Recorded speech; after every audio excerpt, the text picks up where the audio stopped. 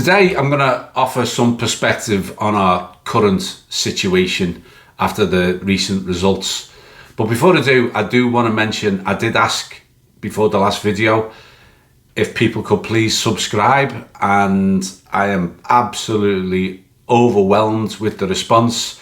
Over 205, the number's about 207 or 208 at the moment, new subscribers from that last video. So thank you to everyone who's recently subscribed. Thank you to everyone who's already subscribed. Thank you. And I know lots of you have shared the videos and the channel with your mates and other Liverpool fans, and you've been a brilliant help to me as well.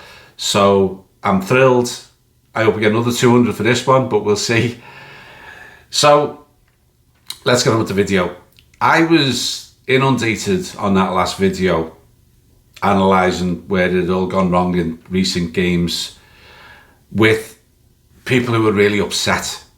There were a lot of fans really down in the dumps, angry, fuming, almost resigned to our imminent demise, like we've suddenly gone from Premier League champions and top of the table to a team destined for mid-table this season. Comments were made, and these were themes really, that Salah should go now, Virgil van Dijk is a liability, Bradley is a championship player, Slot is a fraud, and if we lose against Man United in the next game, Slot should be sacked. These were just a few of the, in my opinion, over-the-top reactions to what has been going on lately. Another one which just blew my mind was that all the players we signed are rubbish. Not one or two of them, all of them. And we let a load of good players go, and we signed rubbish to replace them. All this, and we're all the way down in second place in the table. And by the way, I do know you can cherry pick comments and sensationalize them, but I don't do that. These were themes, not one-offs. And I also know that you can be easily duped by other fans of other clubs pretending to be Liverpool fans just for the fun of it. But I promise you, these were comments coming from other Reds. How do I know? Because I personally know some of them. And others are long-standing people in either my Facebook group or on this channel.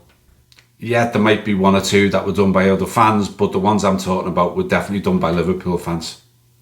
Now, there were, of course, many other more balanced viewpoints, but there were so many disgruntled fans, I felt I needed to offer some perspective.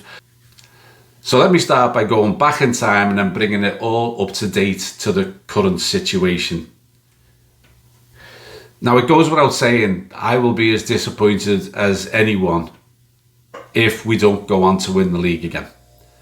Especially after the transfer window that we've had, touted by many as the best transfer window ever, although recently it's been questioned more as a main reason for our demise. But the English top division has been going for 137 years. And I mention this for a reason. In all that time, over a century, no team has won the English title more than us, with 20, which we share, of course, but no one's won it more than us with 20. Arsenal have won it 13 times. Man City have won it 10 times. Man City is exactly half of what we've won. So in 133 years as a club, we joined the league when it was already 4 years old, and we were in the second division.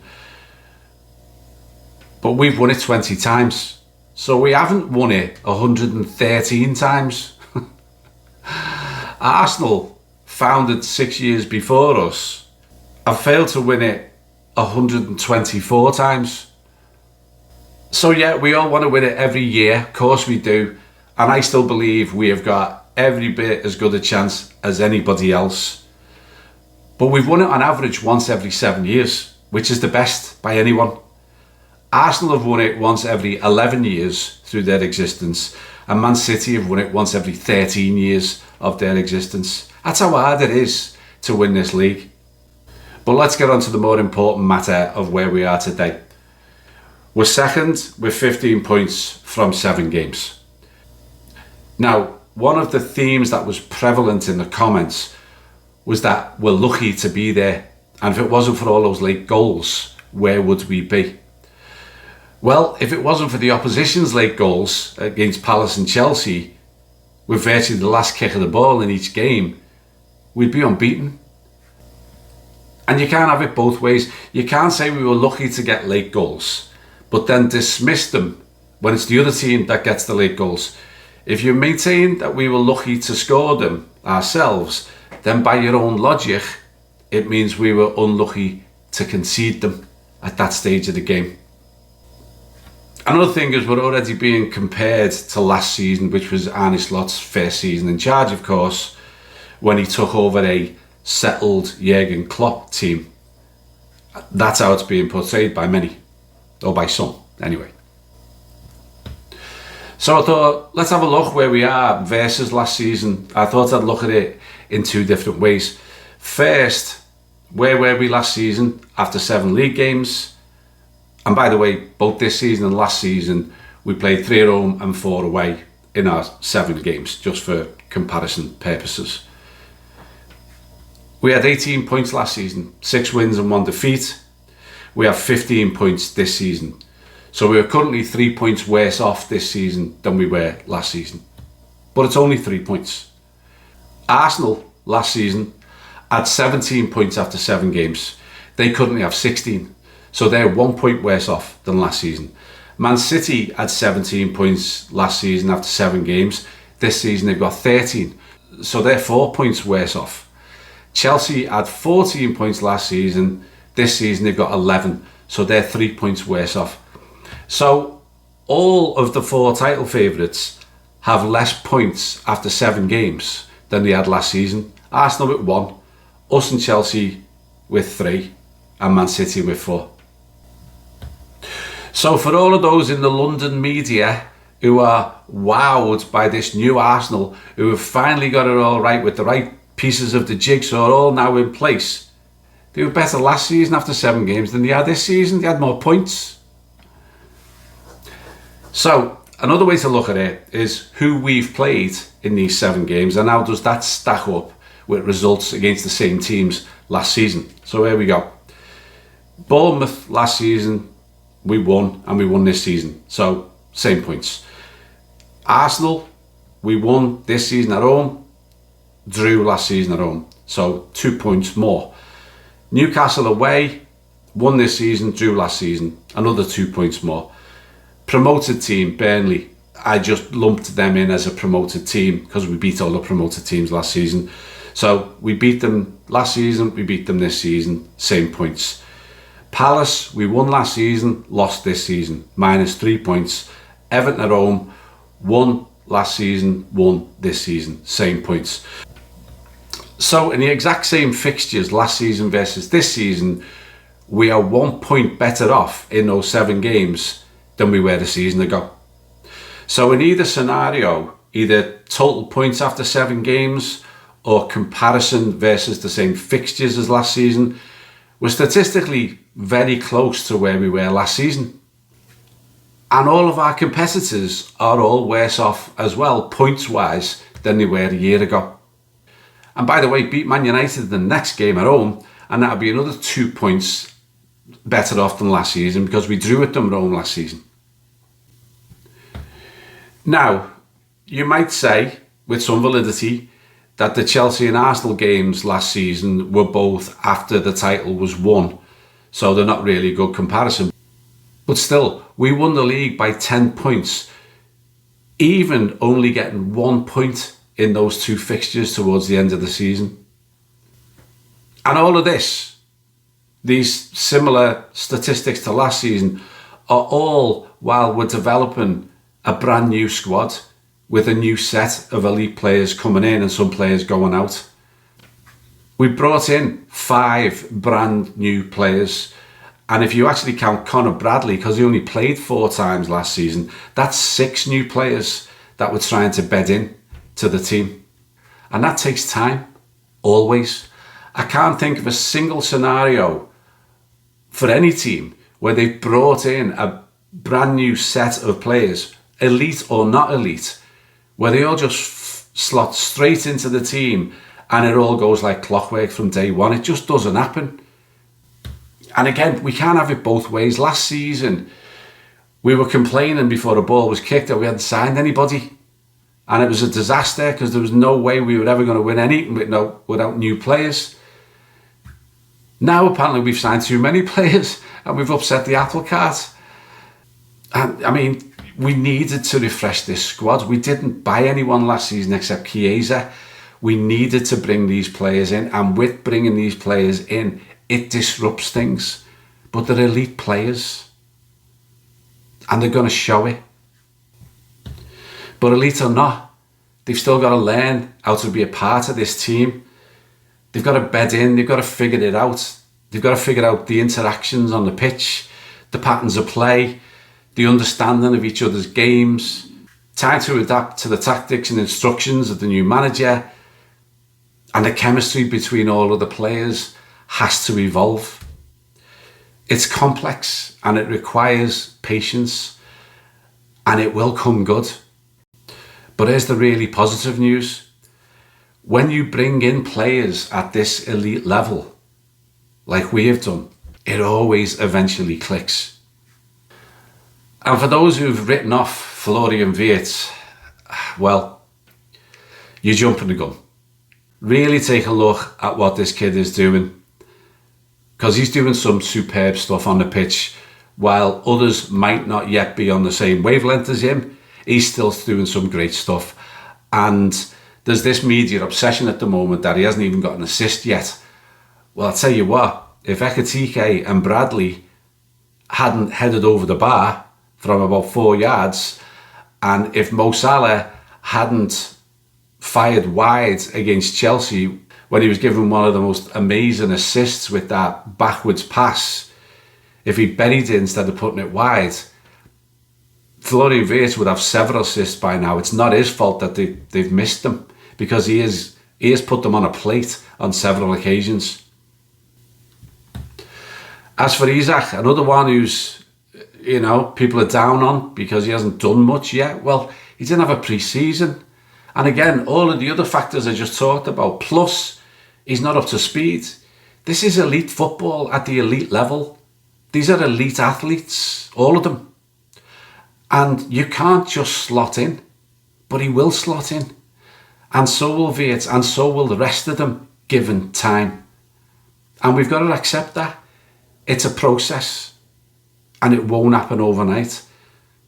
But I have full expectation that it'll happen relatively soon. Now, just want to go back to the teams we've played so far this season for a moment. We've currently played the teams who sit in 1st, 4th, 6th, 7th, 8th, 11th and 18th spots in the division. So 5 of the teams we've faced so far are in the current top 7 if you exclude us. Arsenal have lost 1 game to us. Bournemouth have lost 1 game to us. Everton have only lost 2 games. 1 of them was to us. Newcastle have only lost 2 games. 1 of them was to us. And Crystal Palace were on an 18-game unbeaten streak when we faced them. So these are several tough teams and tough games that we've faced already this season. The first 4 I just mentioned have only lost 6 games in the 28 games they've played between them. And 4 of those 6 defeats have come against us. So in the other 24 games that they've played between them, they've only lost 2. That's significant. We've beaten 4 teams who have hardly lost another game this season. And of the teams currently sitting from 12th to 20th in the league, as it stands today, the only one we've played is Burnley. Even the next game against the Manx see us play a team who's currently in the top 10, albeit they are only at the dizzy heights of 10th, which is good for them, but still, it still means that in the 10 games we have remain until we reach the midpoint of the season, we have to play 8 of the current, as it stands, bottom 9. So all of this has got to be factored in to where we are right now. Now, am I being all red tinted glasses here and overconfident and think it's all going to be plain sailing going forward? No, of course not. There's work to be done for Arnie. There's work to be done by the players. There's work to be done by the backroom staff. There are tactics and systems to still be worked out. There are player form issues. There's the recent concerns about some of the players seemingly getting a start irrespective of their form, and others who are being left out irrespective of their good form. And there's been some strange and puzzling substitutions of late. So no, I'm not overlooking all of that. It all factors in. But while I'm concerned I know there's a lot to fix, I'm not going to become a doubter after a few dodgy results and performances. We have the best squad in the Premier League. I am absolutely convinced of that. It's not perfect. We could do with more defensive cover. We could do with more cover for Ryan Gravenberch in the number 6 role. But I don't see anyone else's squad being better than ours overall. I just simply don't.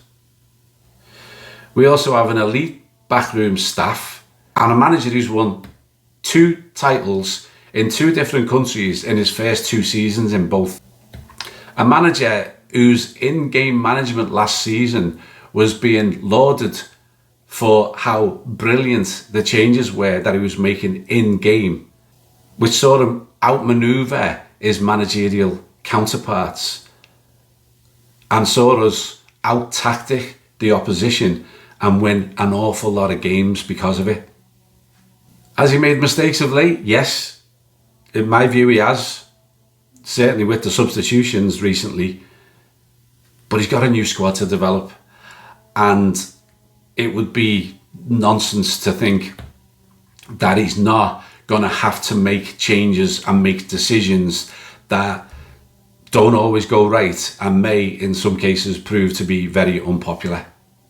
And I fully expect that given time, and I'm not going to go all Chicken Little, the sky is falling in the meantime, I fully expect that we will see this group of elite players gel. We'll see the preferred starting 11 become more and more familiar with each other. And when it does, I think those who have written us off might be in for a hell of a surprise. See you soon. You'll never walk alone. Cheers to that.